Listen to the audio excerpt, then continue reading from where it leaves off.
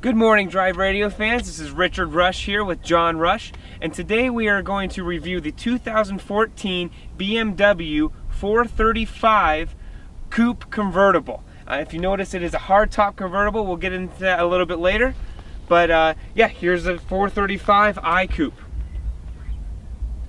So now, Drive Radio fans, let's kind of take a walk around the car. We'll go over the body lines, the different packages. So the first thing you can notice is this body line right down the side, and it kind of carries its way along the entire length of the car. We'll get to the front in a second. It has very specific luxury badging on the side of it, and you can actually see the cooling, which that is a functional cooling for the brakes and for airflow. Gives better airflow around the car. As you get to the front, you can see the lines in the hood right here. It gives it a distinguishable characteristic for it. The headlights, obviously, and this silver white metallic paint is one of our favorites personally. So it really is great. Yeah, it's a very pretty car. And Richard said it is hard on this white to see it, but you can see from the hood there is two actual lines running down the hood, and then one more line in the fender, which it does give it a really good look. Richard likes the looks of this car much better than I do. It's been cold here in Colorado, so I personally have not seen it with the top down yet, so this will be the first time I actually get to see it with the top down. I'm guessing from the looks of it that I will like it better when the top is down. Okay, we're going to start driving the 435i convertible. So again, it's hardtop convertible, so we're going to take a little bit of a drive down the road here, and we'll show you that it's windy, and Richard will put the windows up here in a minute. And if you notice, we did put the top down in between our last, just to kind of show you the difference in doing it. They have a speed threshold, so really you're gonna have to be stopped in order to do it. I think it's 5 miles an hour or 10, where some of the newer, or some of the different cars, different convertibles, you can do it going up to 25 miles an hour. As far as putting the top up and down goes. Exactly. So, but we're driving right now. Let's pick up a little bit of speed and see what the wind's like in here, then we'll put the windows up. Well, and Dad, this is the first time driving the convertible portion of it, so how is the actual wind? Not bad. All the windows down? The wind actually really isn't bad with the windows down. I'm pretty surprised. For being a chilly Colorado day, it's not bad at all. So with the flick of a switch, Richard can actually put all the windows up real quick. And there we go, and that cut the wind back immensely. The little neck heaters are on, which Richard was showing you, is right in behind here. But you can see as we're driving along, the wind in here is not bad. We're doing about 30 miles an hour right now, so it's not bad at all.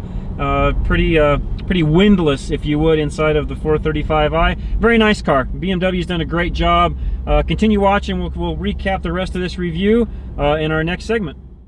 All right, Drive Radio fans, we're back from our drive, and Richard's going to show us what this car looks like with the top down, and we'll actually show you how the top functions, how it goes down back into the trunk. This is a hard top convertible.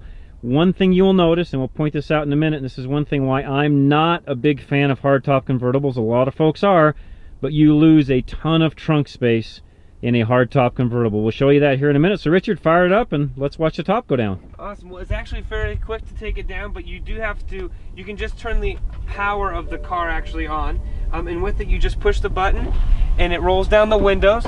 And Dad, if you want to get the back, you can see how the trunk opens here in a second, and it's actually fairly quick for taking the actual top down.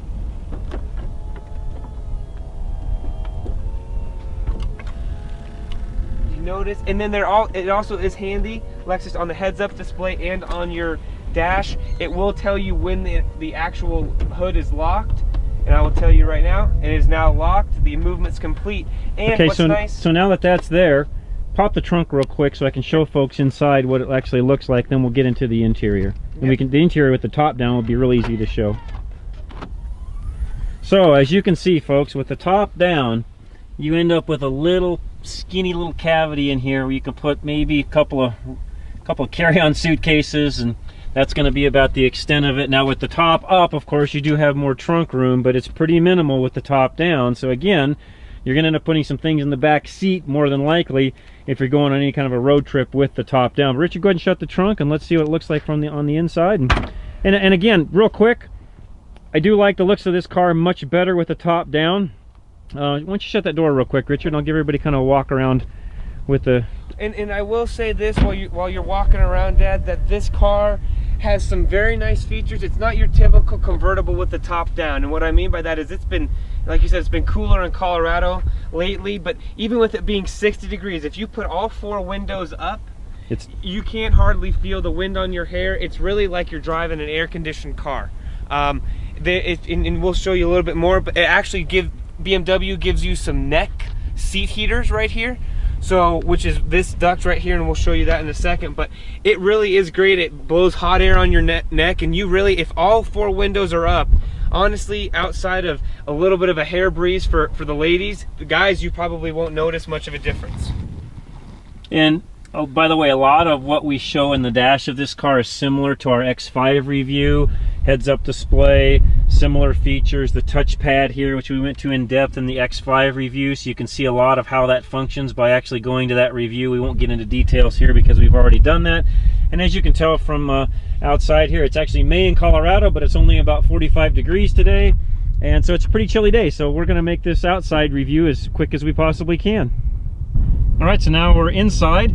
Going to do a few demos, and again, like we said a minute ago, we have done this review on the X5 and did a lot more of the details. It was a lot warmer that day also, but at any rate, Richard, show us a few things. Well, it's tips similar to the X5. You have your different modes here, your sport, your eco, comfort, your typical BMW shifter. This is a different feature, and you can't really see it, but this is a matte finish on the touchpad versus the shiny gloss, which just helps with fingerprints, that sort of thing.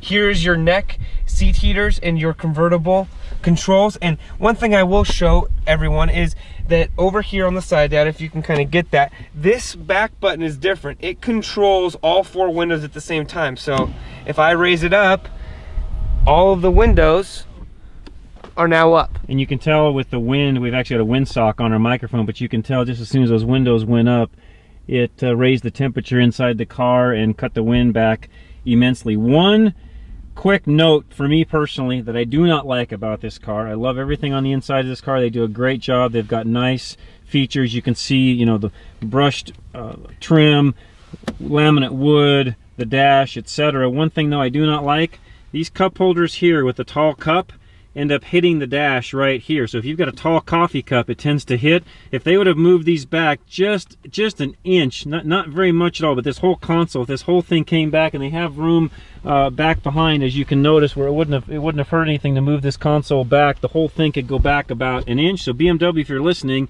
an inch further back gives you a lot more room to put a taller cup. And of course, the Germans don't think you should ever have a cup holder and drink and drive, but that's just something that the Germans do. And again, it's going to be hard to do the heads-up display, but at any rate, that's the inside of the 435i convertible. And we hope you keep watching our YouTube channel. And I'm John Rush, your host, along with Richard Rush, and we'll be back for the next review. Stay tuned.